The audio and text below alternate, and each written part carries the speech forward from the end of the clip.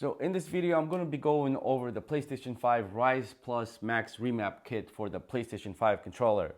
So this kit particularly comes with 2 back paddles. You also have the option for 4 back paddles, but it's also going to have these clicky switches that you're going to be able to have clicky hair triggers. And if you want the normal ones, you would switch it back. So now let's check and see what you get inside. And if you're looking to pick up this kit, I'm going to leave the Amazon affiliated link down below in the description. So first we're gonna get some of these pads and the motherboard. You're gonna get your back case here, different ribbon cables, and this is the back paddles, and you're also gonna get all the hardware tools. And this is the little switch here. You're gonna switch for the triggers. So everything you need to get this installation going will be included, but the PlayStation 5 controller. Now, to find out which generation controller you have, you could easily just identify where the serial number is, and the second digit of the serial number will tell you which generation it is. And this is the serial number. As we can see, it says a V4, meaning that this is a 4th generation controller. So you would buy the kit that's designed for that generation. So the first step is we want to take this trim off, and we could use the prying tool that comes with the kit.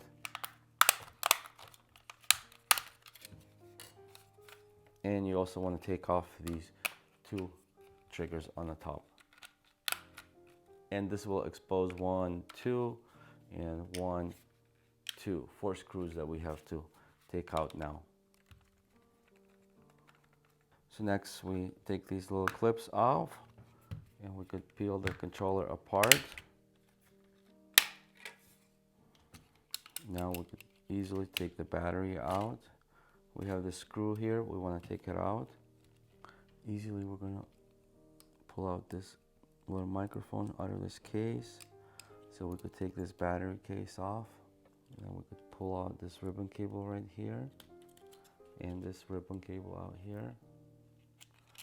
And this small one here. And this one as well. Now that we have that part taken care of, we could go ahead and open the motherboard up and just easily flip it over.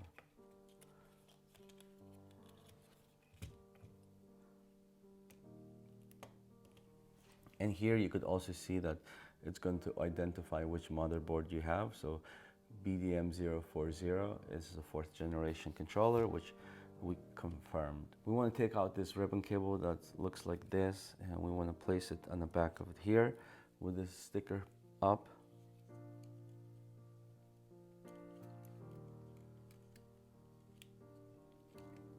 So that should look like this, should be nice and firm. We want to take this piece here that comes with the kit. We're going to take this part, this blue ribbon cable, just going to stick it in here. So it should look just like that.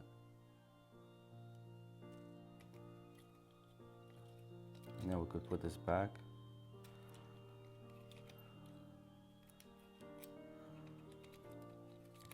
And this back piece here goes right in here. Now we can take our battery case and put it back on top of here. Put that little ribbon cable back in there, just like that.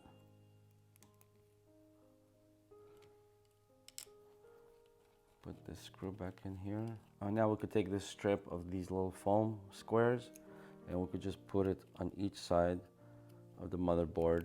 This will help the grip of the controller when you put it all back together. So there's a nice foamy cushion when everything connects. We'll just stick it here on each corner of the motherboard.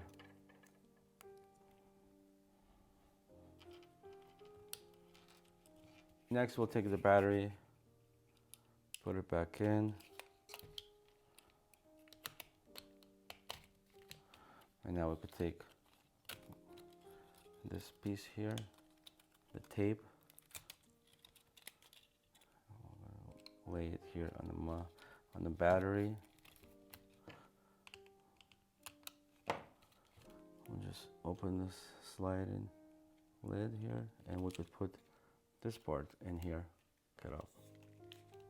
So this part for now we could put aside. So the next part is to install those triggers on our back of the controller. We're going to need these two strips here, and this is the button layout, and we're also going to need these little sticky pads.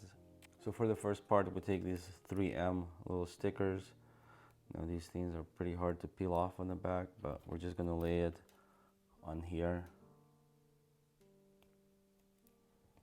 one on here, and one on here. Now we have to take off this red tape.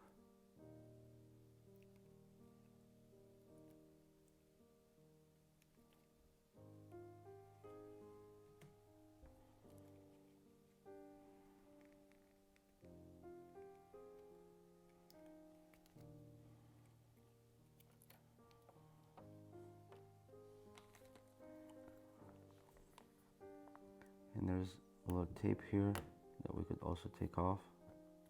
And these little ones.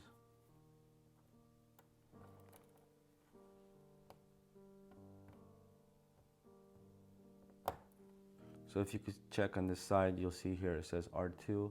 I'm not good sure if you're going to see that on that camera, but this is the R2 slot. So if we check on our cable here, this is the L2, so this is the R2. So since this is the R2, we're just going to take this here, like that, put it inside. Now with this one, there's a little slot here with these two little holes, and those two little holes will go just like that. And we're going to take the L2 and do the same thing on this side.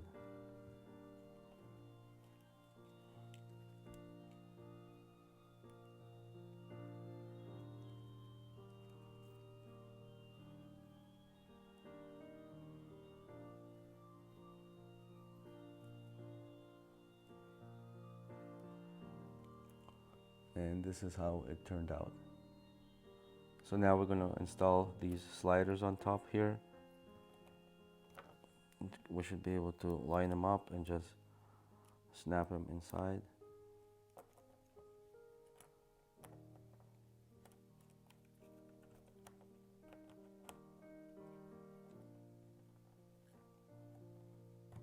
Make sure those work. And now we take our back case and we're going to install this in the back of this case.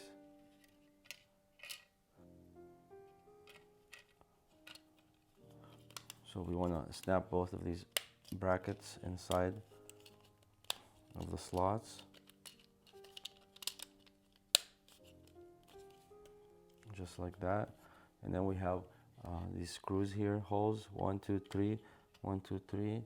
So we could put the screws in here that came with our kit. And for this part, we want to use these tiny little screws. And this is what it looks like. And we have these sliders here that are working now. Now we want to take this ribbon here with these stickers, and we want to open up our triggers here. And what we want to do is we want to take one of these off and put it on each side here. So it should look something like that.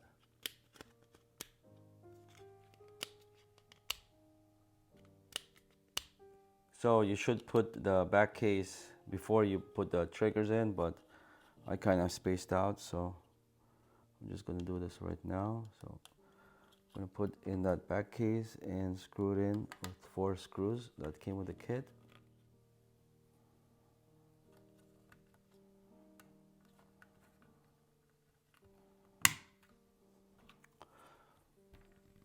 So take the paddle and the rod here, just stick the rod inside this hole, and then we could put the paddle right inside this bracket here, just like that. So now we're gonna hook up this part to here.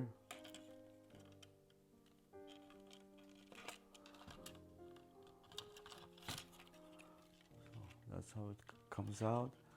So now we could put the controller back in together, just like this. Everything lines up. And now we could install the last part, which is the motherboard.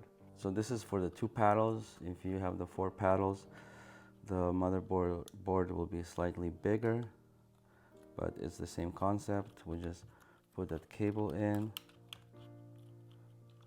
hook it up, and then we're gonna take the tiny thin screws that came with the kit, and we're gonna just place the motherboard in the back here.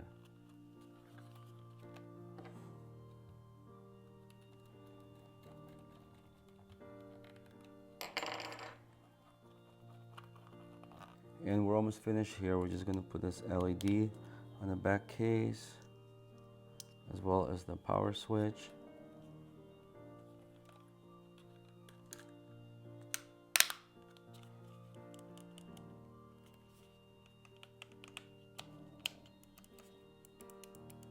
Feels nice, clicky.